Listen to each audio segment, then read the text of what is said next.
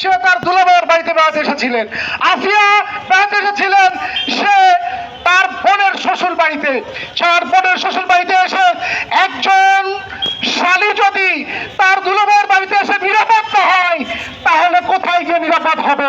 অতএব এখান থেকে আমরা একটা মেসেজ দিতে পারি, প্রিয় সাথী বন্ধুগণ, প্রিয় নোয়াখালীবাসী, এখান থেকে আমাদের মেসেজ দেওয়া দরকার, কোন বেপরদা মহিলা, কোন ধরনের আমাদের যারা আমাদের মাহরামের বাইরে যারা আছে, তারা কেউ কারো কাছে নিরাপদ নয়। অতএব আমাদেরকে ইসলামী শরিয়ার বিধান যদি মেনে চলতে পারি, তাহলে এই ধর্ষণ এড়িয়ে চলতে পারবে। আর আমরা প্রশাসনকে বলতে চাই, আমরা কেন যারা সমাজে বিশৃঙ্খলা সৃষ্টি করছে, জবরদস্তিভাবে ধর্ষণ করছে, এই ধর্ষণ যেন আমরা নিয়ন্ত্রণ করতে পারছি না। আপনারা যদি নিয়ন্ত্রণ করতে না পারেন, তাহলে যারা আমরা কোরআন সুন্নাহ অনুযায়ী চলছি, আমাদের হাতে ছেড়ে দেন, আমরা তাদের ন্যায় বিচার করব।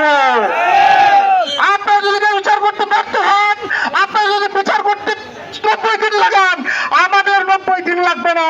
সাক্ষী প্রমাণের ভিত্তিতে সমাজের বিশৃঙ্খলাকারীকে একেবারে মৃত্যু মানদণ্ড দিয়ে আমরা তাকে শুনে চালাবো, জনসম্মুখে শুনে চালাতে চাই। যদি আপনারা ব্যর্থ হন, তাহলে আমরা সে পদক্ষেপ নিতে বাধ্য হব। কিন্তু আমরা প্রশাসনের আইনের শ্রদ্ধাশীল। আমরা চাই আপনারা, আমরা বিচার হাতে তুলে না নেই, আপনারা বিচার করবেন এবং সেই বিচার হবে।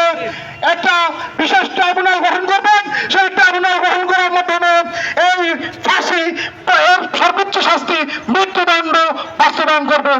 যদি খুব শীঘ্রই আপনারা এই মৃত্যুদণ্ড বাস্তবায়ন করতে ব্যর্থ হন, তাহলে আমরা আরো দুর্বার আন্দোলন করে তুলব। ইসলামী আন্দোলন বাংলাদেশ পীর শেখ চরমনাই সদনের পক্ষে ছিলেন, অন্যায়ের বিরুদ্ধে ছিলেন। আমরা সকল অন্যায়ের বিরুদ্ধে সবসময় সোচ্চার ছিলাম, সোচ্চার আছি। সকল নোয়াখালীবাসীকে আমরা জানান দিতে চাই, আমরা যে কোনো নৈতিকতার পক্ষে আছি, সকল অন্যায়ের বিরুদ্ধে আমরা রুখে দাঁড়াবো। আমরা আপনাদের পাশে আছি।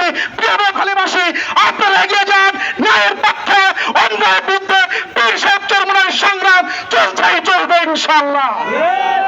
এই বলেন আমাদের আজকের প্রোগ্রাম বিক্ষোভ কর্মসূচি